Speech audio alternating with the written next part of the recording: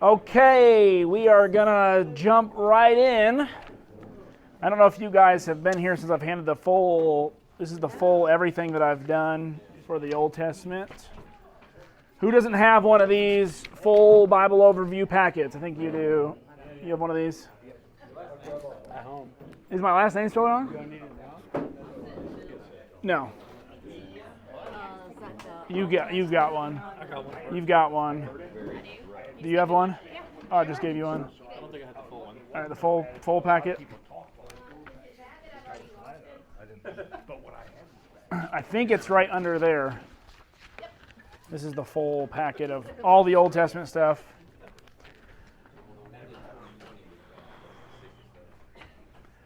Okay, so tonight, what we're doing, if you weren't here last week, we've kind of been low. I know December is one of those months where everybody's gone, and some people take 4-week vacations to Florida, and who does that? But the last couple of weeks, we've just been really focusing on that Old Testament timeline and trying to put things in perspective of when events happen. And once again, we could only cover a lot of the major events because to go through and cover every single event that happened in a chronological way, that would be a whole class within itself. Shauna, do you have one of these full packet? It's not for tonight. It's all the stuff I've done. Okay. If you were here last week, I probably handed it out. It won't be useful tonight. And so what we're doing now is we're going to start transitioning to the New Testament. And the New Testament does not have as much of a, when I say organized structure, what I mean by that is the Jews reworked the Old Testament, had thousands and thousands of years to rework it. And the New Testament, once it was collected and compiled, it was more essentially collected Gospels, right, Acts, Epistles, Revelation, somewhat in a chronological order, but more, Paul wrote these ones, so let's do all the Pauls, let's do James's, let's do Peter's. And the dates have been debated. Next week, or when we finally get to the timeline of the New Testament, I'm going to show you 8 different New Testament scholars. All they do is study history. And guess what they all have? The dates of every single book pretty much are different. Because a lot of the epistles, it's usually they're writing to a church about a specific event that's going on, and they don't always mention, like what your prophets will do, hey, it's the first year of King so-and-so. It's the 7th year of King so-and-so. Paul's just like, hey, you at Corinth, dumbos, right? Let me tell you about what you're doing wrong, right? And tell you about the situations that are going on. And there's not always a historical reference in the books to help us. Or if there is he referencing it in the past? Is it going on now? How many years in the past did it happen, right? So there's a lot of Acts helps us out, right? The book of Acts does help us out, at least we know this book was written before this book because we've got the chronology, but what's the exact date? Then you get to Revelation and you literally get every date in the world when that was written, when it wasn't written. So tonight, it's kind of a transition night because you can't just go from the Old Testament, turn it off, New Testament, turn it on. There is a transition. And you have to, one of the things that we've been building up in the Old Testament is that this story, this narrative of God's people in Israel have been leading somewhere. If you're an intuitive reader or you've been paying attention when you're reading, you realize something is wrong. You realize there is this anticipation because God has made some grandiose promises to Israel, has he not?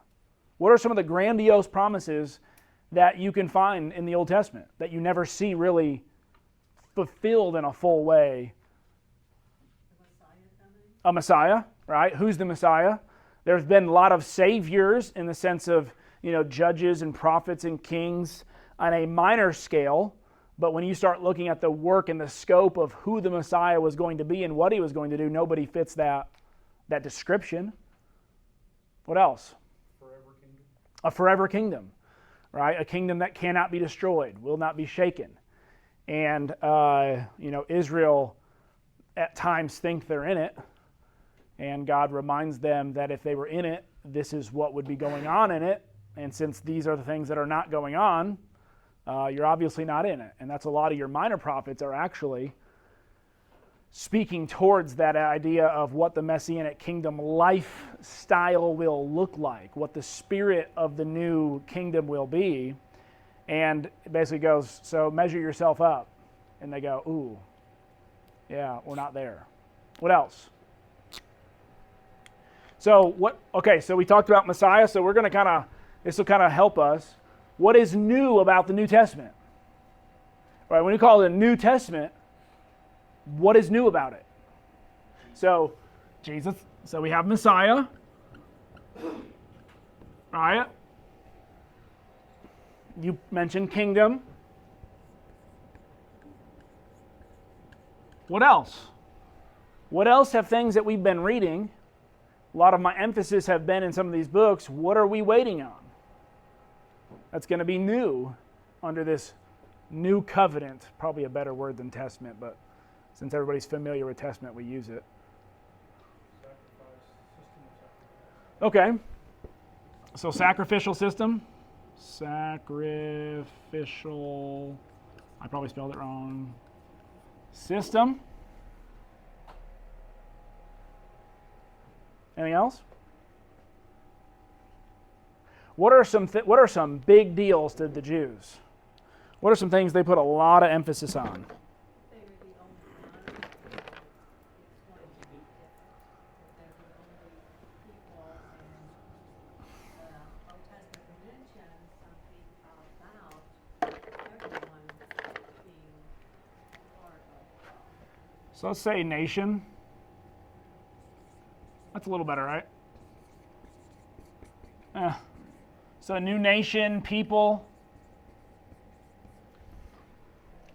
Let's see if blue works. Anything else? Oh, much better. What are things God promised that they would get a new...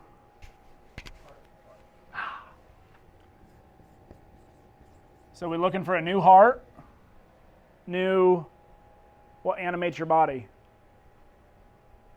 A new spirit, all right?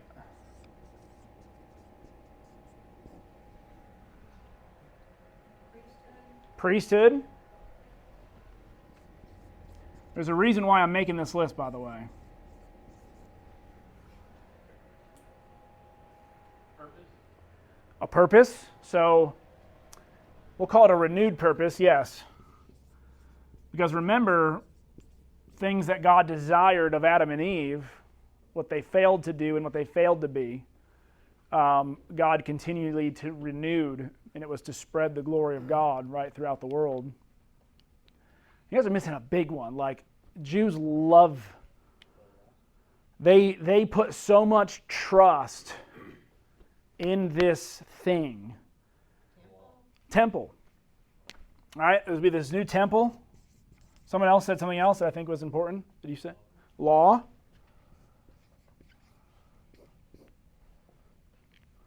So we're starting to build a list. Huh? Bloodline in what way? In the way that they thought that being a physical child of Abraham was the entrance into that new kingdom. Yeah. Was their ticket. So, and that's this idea, let's just call it born again. This idea of being a born child of God, right? Israel was born into it like as a baby, but there is this concept in the prophets where it talks about that no man would have to teach. You would not have to teach one another what it means to be a child of God, because if you are in this kingdom, you had to learn what it meant to be in the kingdom, and you're not having to be taught in it. And that's a difference between Israel, because Israel, when they were growing up, they had to basically go to Torah school and learn the Torah. Like, why are you a child of Abraham? Why are you a part of Why are you called the people of God? Let me retell you your whole story. They had to be taught what it means to live in this kingdom so they could understand why they're in it. But for this new people group that was going to come in, they were going to join it willingly, and once they're in, they're not having to be taught because they've been born into it. It's not to say there's not more things to teach, but he's making a conceptual thought about the idea of the difference between Israel being born into it and us choosing to be a part of it. Okay? Hopefully, if you're in it, that's one of the things I always tell people. People are like, well, I don't know what to teach people. Well, if you're a Christian, you at least know what it means to be a Christian, right? How to become a Christian, right? What it means to be. If you don't know those things, we're in some trouble, right? If you became one and you don't know what it means to be one, there's some struggles there. That's part of the problem. Yeah. The problem is, I think probably quite a few people, maybe, not necessarily here, but in total, they all were taught how to get in, Yeah. but they weren't taught why. They weren't really taught what does it mean. Yeah. They just know, okay, well, I just have these things that I do, and that's how it worked out. Yeah. We like to, all right. Oh man, that sounds really cool to be a part of that. What are the things that I can do to get in? And it's interesting when especially when you're reading Acts, and we're going to talk about this, they went about, what did they teach? Jesus and the kingdom. They taught Jesus and the kingdom. And then when people Jesus in the kingdom, and they have a good understanding of what that means, and essentially, if you're preaching Jesus, you've got to be preaching, because what does Jesus mean to me, right? And I saw your hand. What bothers me is one of the only things we emphasize about Jesus is this. He basically erased my debt. And that's the thing that we emphasize more than anything. Well, what about the promises of this? That's essential.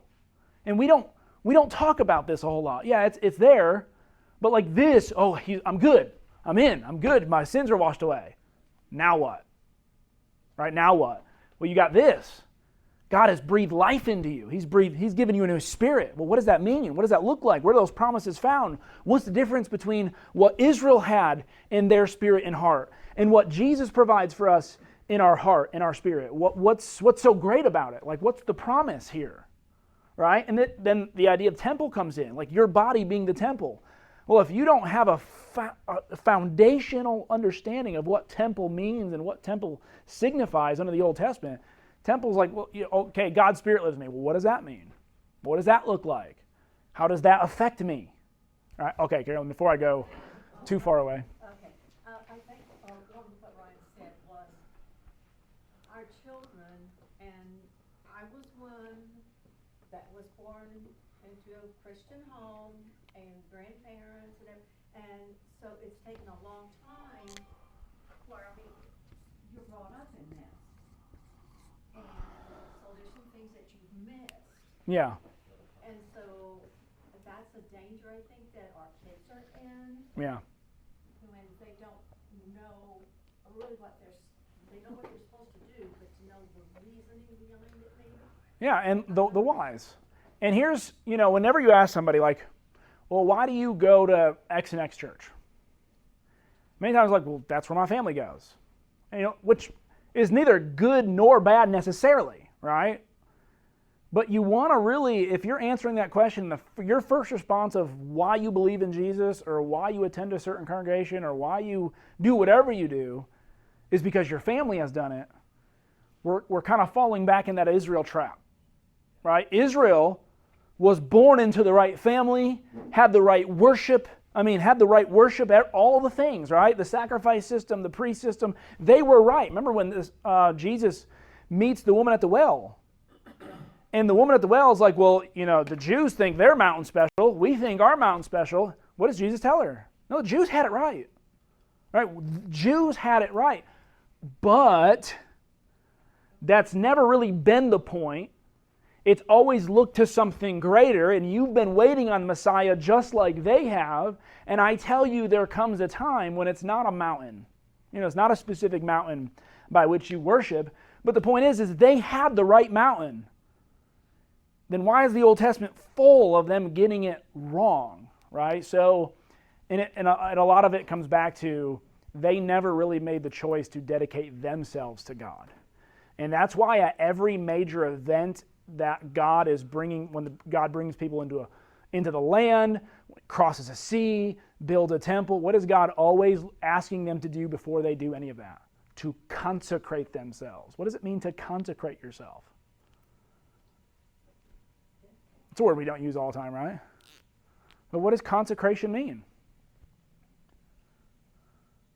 It's literally to set yourself apart for a specific purpose or for a special meaning.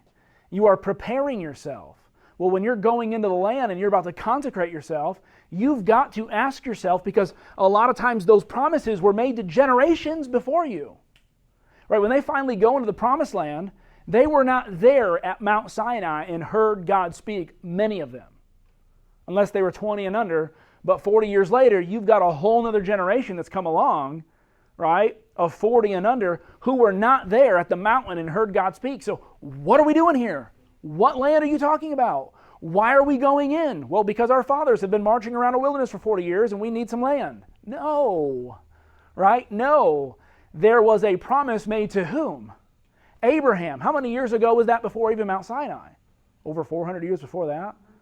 And so there's always this need when they go to build the temple. Solomon has them come and consecrate themselves and then dedicate the temple, right? When Josiah finds the lost book of the law, what do? They all read it, they consecrate themselves, they sanctify themselves, and then they go and cleanse. Why are they cleansing? Well, it's what they've learned and what they heard. What's interesting to me about this is almost every one of these, I say almost because there's a few of them that are unique, but they're all dealt with in the Old Testament in the way that the New Testament frames them. Yeah. For instance, the kingdom. Yeah. You know, before Saul is made king, God tells Samuel, like, hey, I should be the king. Yeah. That's the way this is meant to be. I have been their king. Like, I am their king. The sacrificial system, you know, when they're failing in their sacrifices, you've been talking about it, you know, when they don't have enough sacrifices. They're being told, it's not about the sacrifice, guys. That's not what this is about. You're supposed to learn something here. Yeah. You know, in the heart, you know, David's talking about creating me a new heart. You know, all of these things are dealt with in a certain way. But Jesus has, you know, when Jesus comes, he talks about these things in a way that you guys were supposed to understand it in this way. Yeah. But you didn't. So, and here's, I'm going to piggyback off that, and we're going to launch into a little bit of a discussion that we talked about, I think Sunday night, or maybe it was in our last night Bible study we were doing at Israel's house. But to me, Romans 7 and Romans 8 is probably the biggest. Like, if we can't understand those two chapters, we're going to have a hard time understanding the relationship between the Old and New Testament. Because what you're saying is true. The things that God has given us in Jesus, God desired for Israel before Jesus ever came. Because when you find, I want this to not be written on stone, but written in your heart, where is that first written?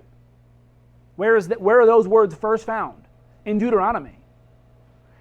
God was desiring it to be in their heart. When God says, I want to put a new spirit in you, David is praying for a new spirit. God has put his spirit in people before. What is God desiring? Why does God's spirit lead them constantly throughout the promised land, and he's the one guiding them in it? You see, God's spirit has always been meant to lead us and guide us and direct us. God has always meant to be our king. God has always meant to be even our priest, in a sense.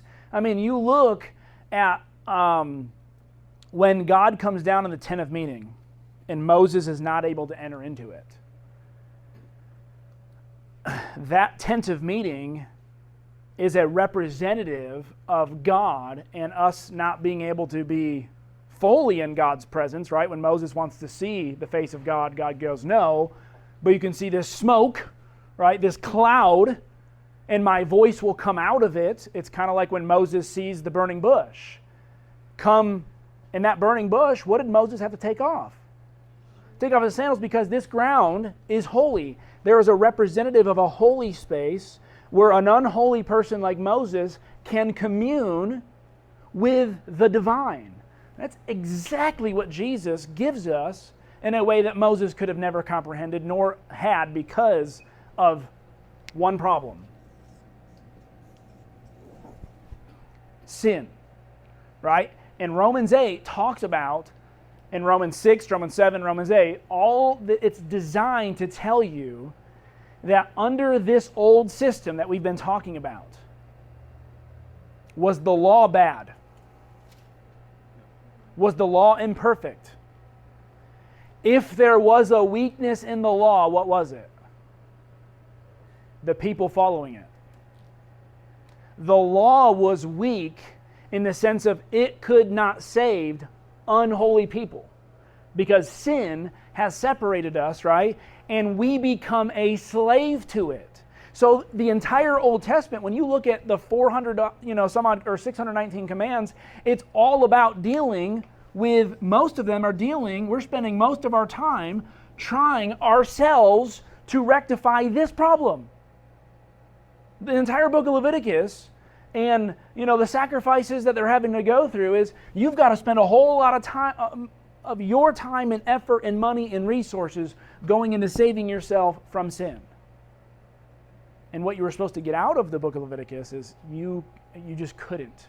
You couldn't, there's not enough animals in the world that would have been able to do it. Okay? And so now when Jesus comes and takes care of this, all of that time and energy that's spent to this can now go to what? Does Paul say in Romans 8, in Romans 6? Instead of being a slave to sin, you're now a slave to righteousness, right? So now you can live a free, that's where that idea of liberty and freedom comes in Christ. You're free to live out a Christ-like life and a life of godliness and holiness because you're not spending your time trying to deal with this. This has been dealt with, okay? And that's a majority of your old covenant is dealing with that. So, when we're reading our New Testaments, what you should be looking for is this, right?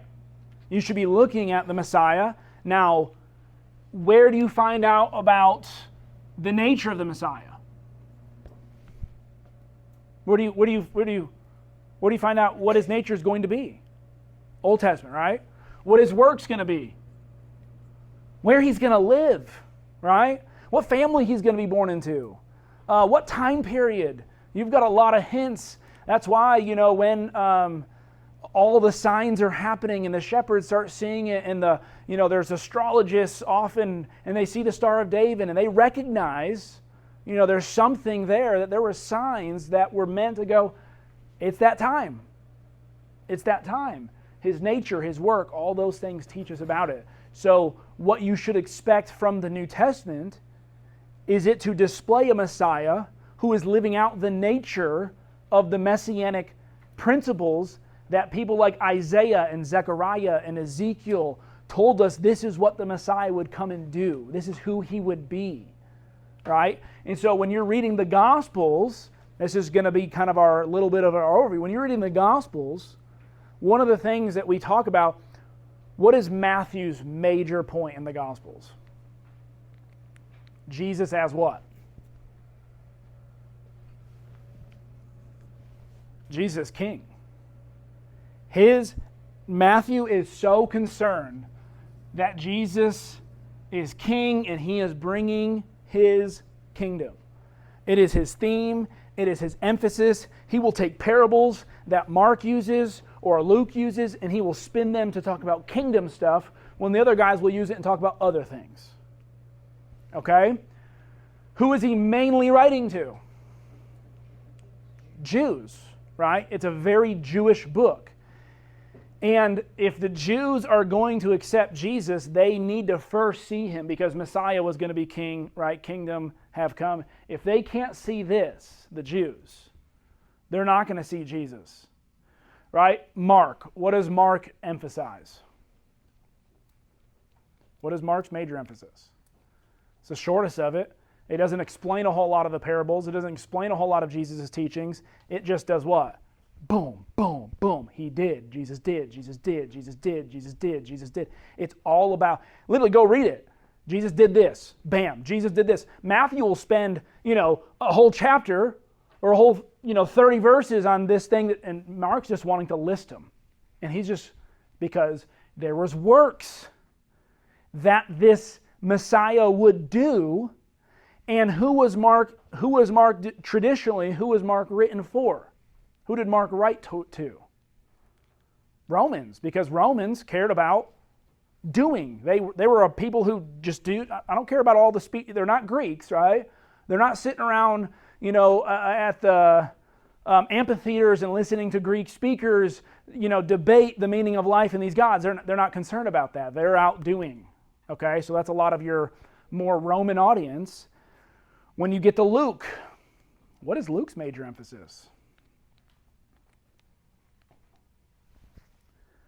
Luke's major emphasis is all of the outcasts. That's where you get all your women. If you want to read about all the women who were a part of Jesus' team and supporting his ministry and were there with him. I remember when I have a buddy of mine, bless his heart. We say that down south. Not always say good things, but he was watching The Chosen. He's like, I just don't see why The Chosen emphasizing all these women in Jesus' ministry. I said, have you read the Gospel of Luke? And I said that, and he called me a month or two ago. He's like, dude, why have I not? But he went in seeing that. He was looking for it, because a lot of times you can read over it, but over and over and over and over again, who's right there with Jesus when sometimes his disciples are gone? The women are there. Okay? And how does Luke start Jesus' ministry? Look at Luke chapter 4. The very beginning of Jesus' ministry, his very first words, he picks up the scroll of Isaiah. All right, look at verse 18. 17. He came to Nazareth, where he had been brought up, as was his custom. He went to the synagogue on the Sabbath day, stood to read, and the scroll of the prophet Isaiah was given to him. He unrolled the scroll, found the place where it was written. It says, the Spirit of the Lord is upon me, because he anointed me to proclaim the good news to the poor. And guess what Luke emphasizes more than anybody else? The poor, the oppressed. You get all your leper stories. You get all of your, the Phoenician woman. She gets a huge major emphasis. Other gospel narratives Matthew kind of gives her some space, but he's in the middle of a kingdom debate with Pharisees. But Luke will talk about it in the sense of this is who Jesus targeted. Jesus targeted these people to go out and to prove that Jesus was not just here for the Jews, but he was creating a new nation of those who are poor. Right? So, sent and proclaim to the poor. He sent me to proclaim liberty to the captives, recovering the sight of the blind, and to set liberty those who are oppressed. That's how Luke starts. He's the only gospel that brings up that when he's saying this is his first synagogue experience where he's getting up to teach, where he's announcing who he is. And then he talks about the year of Jubilee. What's the year of Jubilee? Huh? Yeah, it's after 50 years, you'd erase all the debts. And Jesus says, now I'm proclaiming the year of the Lord, the year of Jubilee. It's now. I'm coming to erase all debts of all sin. And, when a Pharisee hears that, what are they thinking? Sin? What sin? We've got our system to deal with sin. No, that's those people. And the reason why we know that is you'll get places, a man who's born blind. What does everybody assume? Sin, or his parents sinned, right? They had this concept that if life wasn't going good for you, sin's in your life. And if you're a Pharisee, right, you're a scribe, you're high up, you get the nice seat at the table, you're not, God's with you, which means you don't have sin, right? Bring in the book of Job.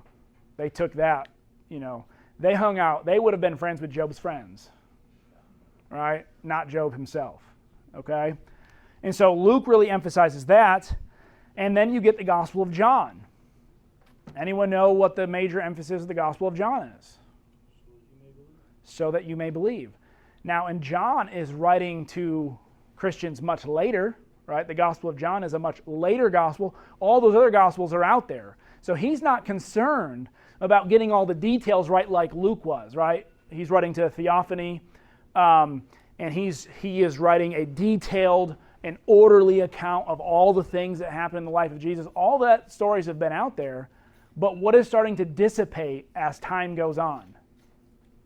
Belief in Christ as being the Messiah. And so he takes 7 major miracles and teachings of Jesus, and he proves without a shadow of doubt, just by 7 miracles and the teachings surrounding it, and he takes all the feasts of Israel to prove who Jesus is. And so they all have their emphasis, but all of them are trying to prove one thing about Jesus. He is the true Messiah. What is his work that he came to do? And then you get the book of Acts. Anyone tell me what the book of Acts is? Acts. It's almost in it, right?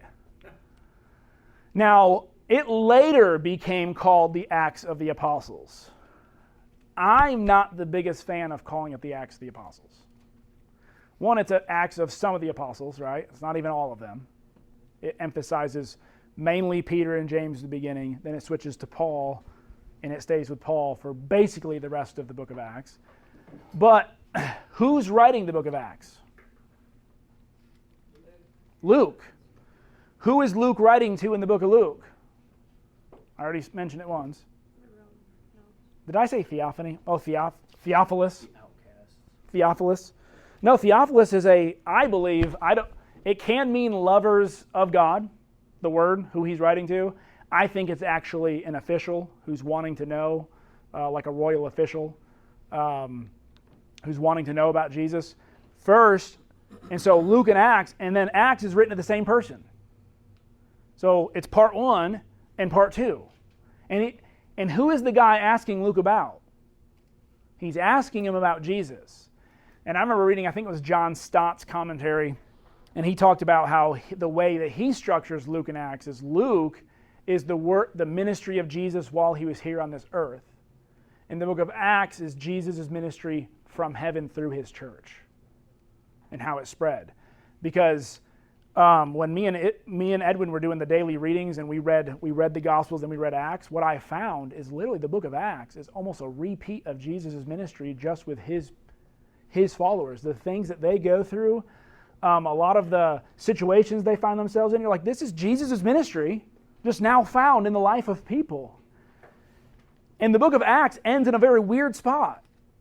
It just ends. Like there's no big, grand conclusion. It's Paul is in house prison and he got to preach to a lot of people. Not a lot of people believed him. That's how it ends. And what you're supposed to see is the same thing the Old Testament does. Remember, if you remember our Old Testament setup, what was the last book of the Jewish Bible? Chronicles. Chronicles ends abruptly with waiting for Cyrus to build this new kingdom. Another interesting note we made, 1st and 2nd Chronicles starts with this genealogy of from Adam to Abraham to David and ends with exile and waiting for the new kingdom. How does Matthew start his genealogy? From Adam to Abraham to David to captivity to Jesus. And so we're picking up. And so Acts, the book of Acts ends, and you're like, well, where's the rest of the story? The rest of the story you find in the epistles, which are letters to churches, and how this movement was to continue, and that this movement wasn't supposed to stop. Like the first century church wasn't supposed to stop growing. And if you want to have a growth rate, if you want to grow like the church did, what do you need to repeat? Repeat the things that they were doing, the life that they were living. We're still living that story. We are in that narrative. Okay? So it's a continuation. And so Acts is really the beginning of the church, right, which is Jesus' body, Jesus putting a new heart and spirit. Go to Acts chapter 2, what falls down upon them? The Spirit falls down upon him. That's a prophecy from Joel, right? And also Isaiah. All of a sudden, okay, what must we do to be saved? Repent, be baptized. You'll receive what? The gift of the Holy Spirit, right? Oh, boom, we're starting to check all these off. Then you start getting this, people starting living differently. You're taking Jews. These are Jews who were living under the Old Testament system, and they were callous people. They were people who weren't helping their neighbor. They had no sense of real community, because when you look at what Jesus dealt with, what's changed? All of a sudden now you got Jews who put Jesus on the cross, they crucify him, crucify him, crucify him, now are willing to sell their houses and possessions and to give to the poor and to help one another out. What has changed? Jesus did. Well, what is it about Jesus that changed them? Okay? And so when you get to the epistles, most of the epistles are an apostle hears about a church, hears about things going on, and says, if Jesus is really there, here's what ought to be going on, here's what is going on, where's the disconnect? And the further they got away from the actual event of the cross and Pentecost, what started happening to the church? They started dividing. They started becoming more secular. Well, what happened to Israel? Same thing. And so it's really no different. It's really no different in one sense, besides this. That's Paul's major emphasis. The fact that we don't have to spend so much time having to go back and deal with this problem, that we can continue to mature and to grow and to live a life, right? And so you have all the epistles, and we're going to talk about them individually. Tonight's just kind of a connecting old and new. And then you get the book of Revelation. And Revelation is interesting because I do believe Revelation was talking to a specific churches who were going through a specific event.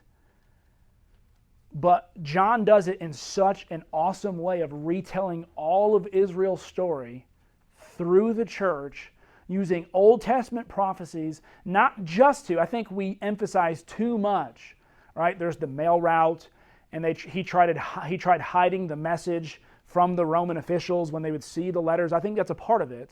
But I think a major part of it is the fact that there is this retelling of Israel's story and Israel's prophets and Israel's prophecies that the church ought to be living out. We are now living out all of those grand Isaiah, Ezekiel images that the book of Revelation uses. If you saw yourself on that kind of level, because you think about the church of Philadelphia. Philadelphia was known for being small. And yet when you read the book of Revelation, what kind of war are they a part of? What kind of scene does God paint that the churches, are involved in? What kind of God do they serve? What kind of enemy are they fighting? What kind of battle? I mean, it's this grand cosmic battle.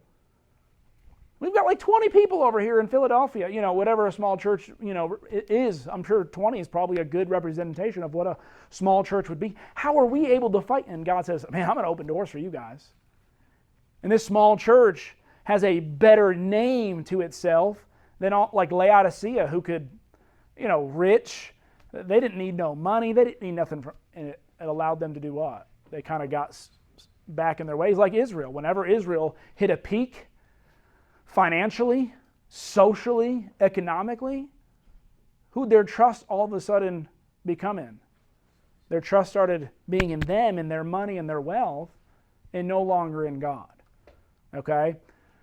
And so the New Testament is the Old Testament retold with your new priests, your Messiah, your Messianic kingdom, your new heart, your new spirit. Okay? And so you've got to look for those themes when you're reading.